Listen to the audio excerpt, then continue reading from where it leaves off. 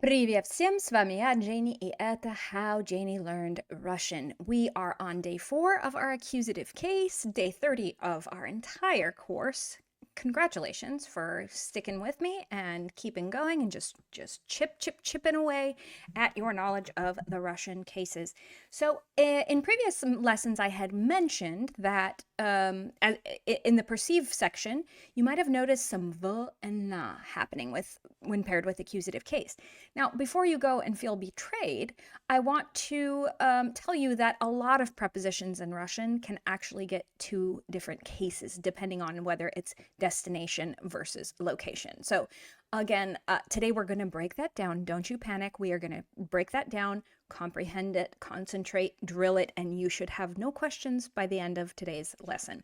So, just a quick reminder that this is all based on my textbook, which is available over on Patreon. It's called Russian Cases Made Slightly Less Scary. Please buy it on the website and not the app and save yourself $20.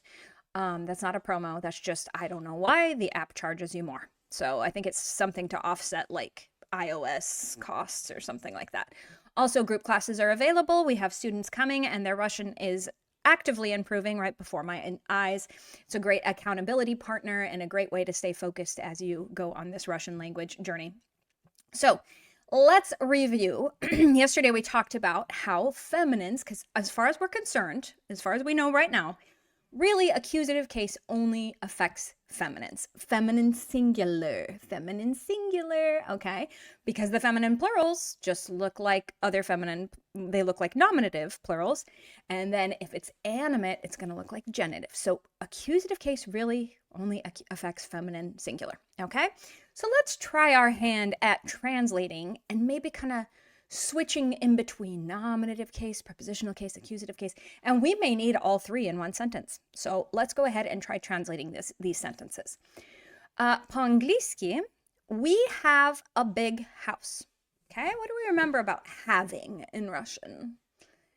So let's try it. У нас большой дом.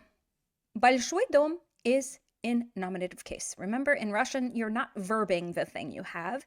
You are merely, it is in your vicinity. It is near you, okay? Next one, we bought a big house. Oh, you're doing something to the big house, but it's not a feminine singular, so it's not going to change. Мы купили большой дом. Все, вот так. Let's look at this one. We bought a big car. Большая машина is a feminine singular, so get those accusative case endings ready. And мы купили большую машину. Отлично, супер. Okay. Next sentence. Russian grammar is difficult. Okay. I don't see on any verb happening here. And I don't see any in, on, at, or about, so we don't need prepositional. Let's see what we can figure out here. Русская грамматика трудная. Oh my goodness, that's nominative case the whole way across. Okay, let's try this one. I'm studying the Russian language. Okay, русский язык. Yes, we're doing something to it, but it's not a feminine singular. So as far as we're concerned, it's not going to change. Я изучаю русский язык. Все. How about this one? I love Russian grammar. What are you doing to the Russian grammar? You're loving it. Okay, so how would we say that? If it's русская грамматика, then you start doing something to it. Я люблю русскую грамматику. Вот так. Вот такие дела. Окей. Вот. Интересный кусочек информации на сегодняшний день. It is куда надо пойти в Москве. Да, обязательно надо пойти в ДНХ, И особенно если вы любите советскую историю. Nowadays, this is just like a happening place. It's almost like an amusement park. But back when I lived in Russia, oh geez, most of it was like abandoned. It was actually pretty awesome for me. Like, I love that kind of thing. And it really wasn't as swarming with people as it is now. So here's the information about it. You can kind of look it up on Wikipedia. Выставка достижений народного хозяйства. So it means the exhibition of the accomplishments of like our people's agriculture, or like, geez, I don't even remember how to translate хозяйство. Agriculture, maybe? Yeah.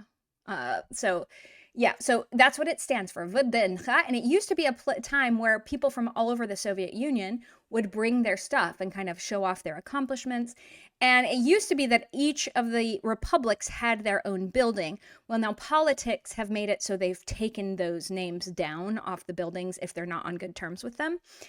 So the Ukraine building, oh, by the way, there's my parents again in front of a statue of Lenin, which they thought was super funny because, again, they grew up in the Cold War. So anyway, there's just fabulous stuff all over. So my favorite building, of course, is the Ukraine building.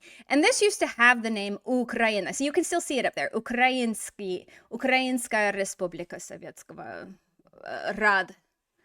I can't, now I'm forgetting.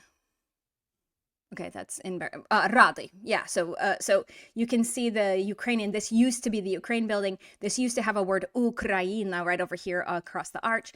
Of course, after the 2004 Orange Revolution, they took that down. They were not on good terms with them anymore. But you can just see, and I love, this was back in 2013. I love the crumbling, dilapidated feel of things. I personally love that. They've probably fixed a lot of it up by now. So this Armenia, they're still in good terms with Armenia. So Armenia still has its name as far as I know. And then this is like the space exhibition. I mean, it's just magical and it's huge. Like I don't even know how long it would take to see the whole thing. So вот куда надо пойти в Москве. Okay, so we are working on page 44 in our учебнике. So go ahead and turn to that, but I'm going to have it all pulled up here on the screen, so you won't be seeing my document camera. Okay, so a big concept to really wrap our heads around in Russian is the contrast between destination and location. And this is going to come up again and again as your Russian gets more advanced. There will be specific verbs that are destination verbs. Za can get either location or destination, just different things like that. So, but when it's a destination, meaning you're headed to there, there's some sort of motion in that direction, it's going to be paired with accusative case. So we've seen v and na before, do you remember? Prepositional case, meaning in, on, or at. Now, when we couple v and na with accusative case, it means to or into or onto. And interestingly here, those same rules about some things needing a v and some things needing a na, they still apply here. So go back to page 30 of the textbook if you need a refresher. Okay, so let's look at some of this contrast of something being located somewhere or something being destined, going to a certain destination. So, for example, мой мобильник лежит на столе. My phone is lying on the table. Where is it? It's on the table. How about this one? Я положил мобильник на стол. I put my phone on the table. There was putting, there was motion.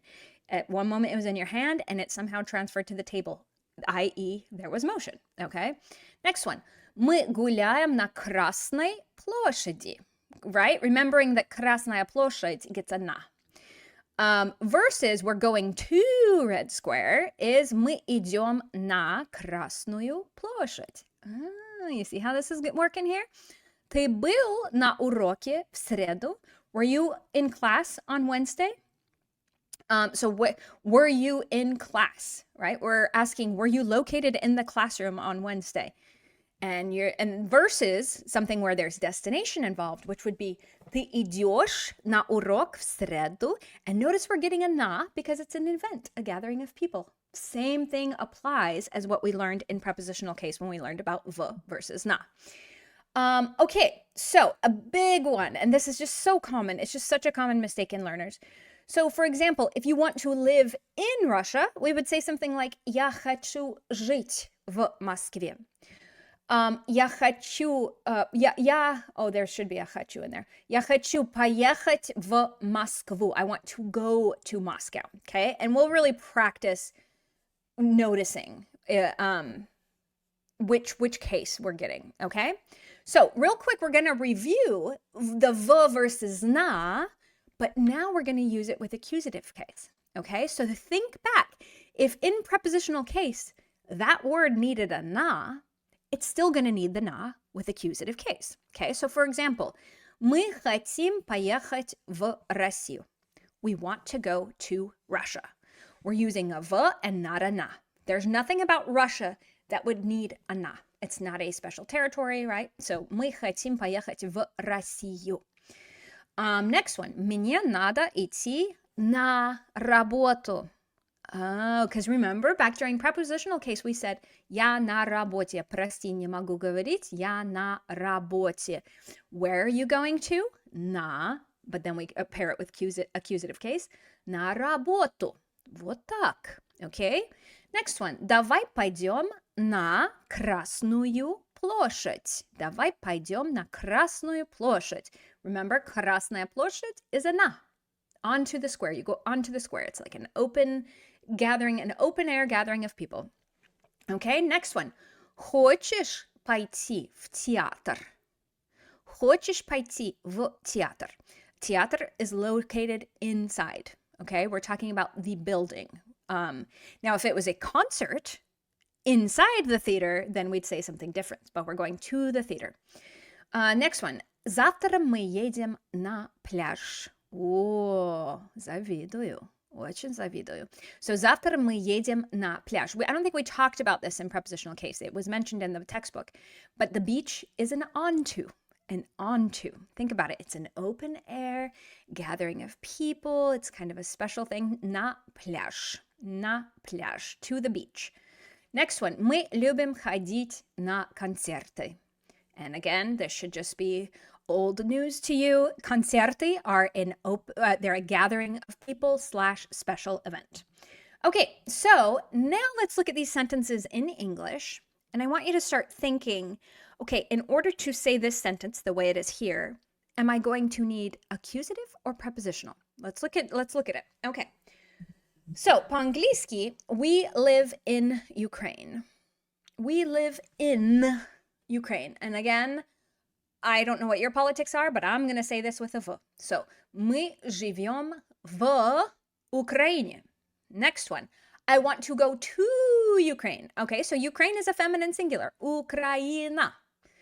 Я хочу поехать в Украину. Вот так. Next one.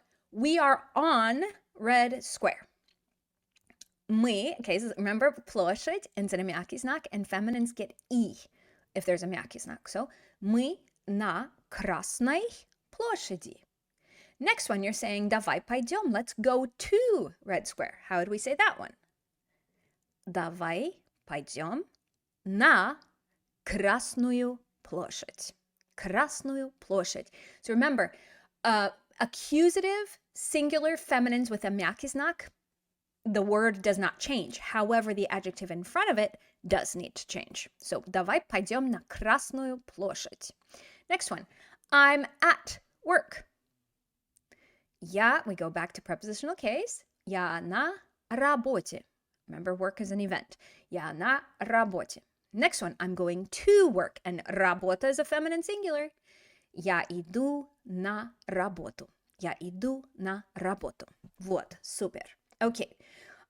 So then this next thing, with each chapter, I'm going to teach you what are called словосочетания, which is a way of saying you just say it that way. But by golly, that's just how you say it. Okay. So one of those that we're going to talk, or two of those we're going to talk about is to be similar to something. And you're going to get this short form adjective, похож, похоже, похожи, похожи, which is masculine, feminine, neuter, plural. And you guys should be able to figure out this system here.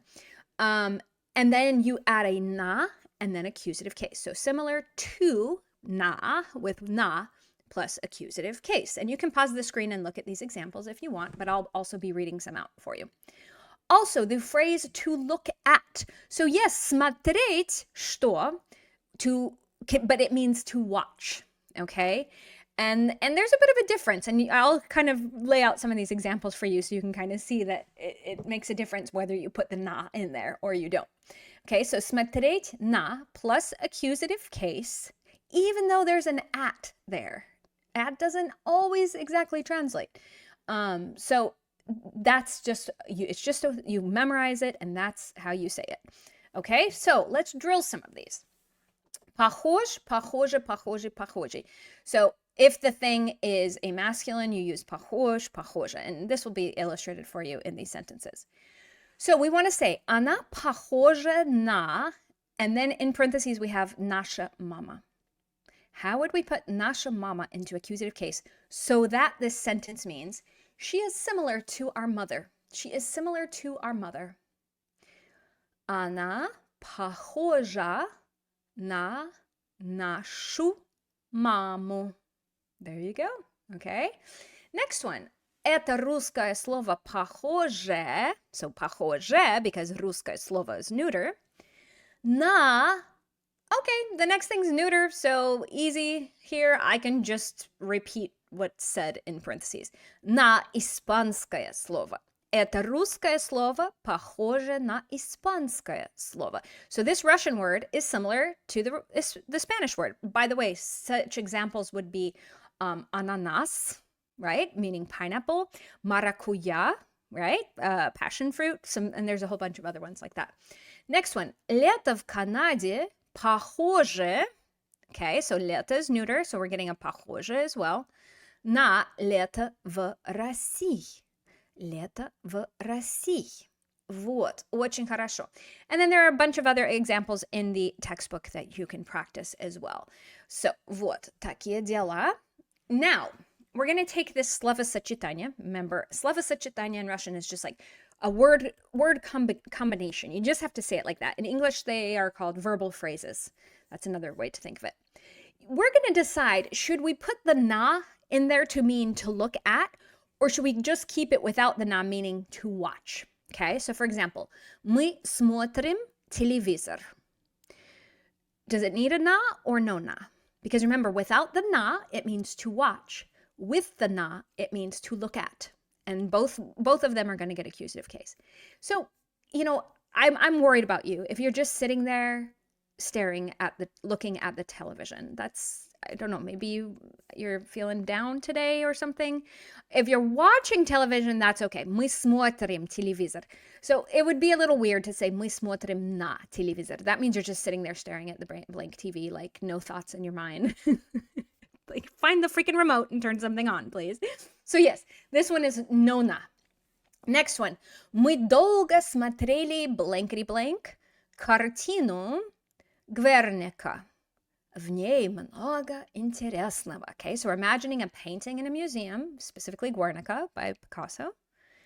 Would you watch a painting or would you look at a painting?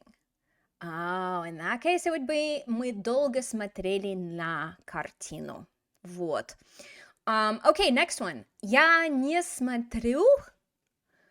And then we have новости. So you don't watch the news or you don't look at the news. Actually, both could kind of work, depending on really how much you're avoiding the news. So most likely we would say я не смотрю новости. I don't watch the news. Yeah.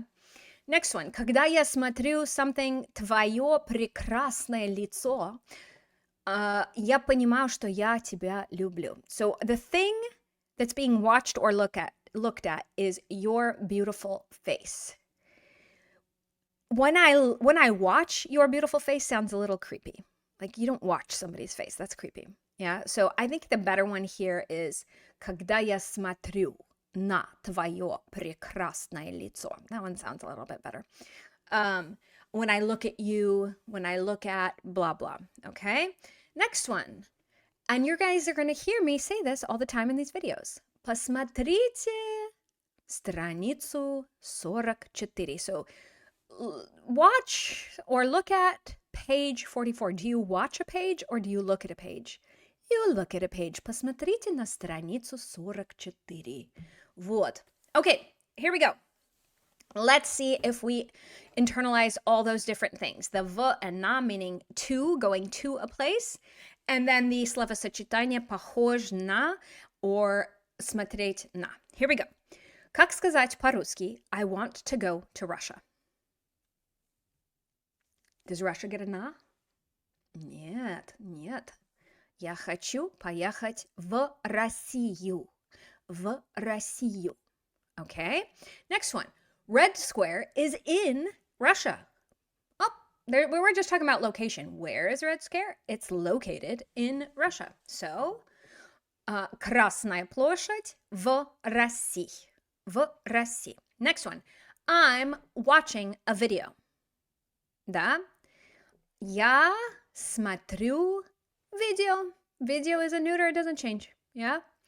Oh, I'm looking at your photo. So we could either do фото or фотография. We're going to do фотография so we can get some good accusative case happening. Я смотрю на твою фотографию. Вот. Petersburg is not very similar to Moscow. So Petersburg is masculine, so it's going to get a похож, just FYI. Санкт-Петербург не очень похож на Москву. Петербург не очень похож на Москву. Я бы сказала, что Петербург более похож на Европу. Да, может быть, на Италию. Венецию. Часто говорят, что Петербург похож на Венецию в Италии. Okay? I love square. I mean, I love red square. Oh, I love it. I'm doing something to the red square. I'm loving it. I'm loving it so hard. Okay? Я люблю красную площадь. Площадь doesn't change. Just the красную. I am going to class. Okay? So this could be урок or занятие, but both of which need a на. Я иду на урок. Все. Вот так. So, that's everything for today. Again, keep that in mind that v and na can be either prepositional or accusative. And don't freak out over this. Stay calm because this is going to repeat itself. The concept of location versus destination. So, хорошо, это все на сегодня. Увидимся завтра на следующем уроке. Пока-пока.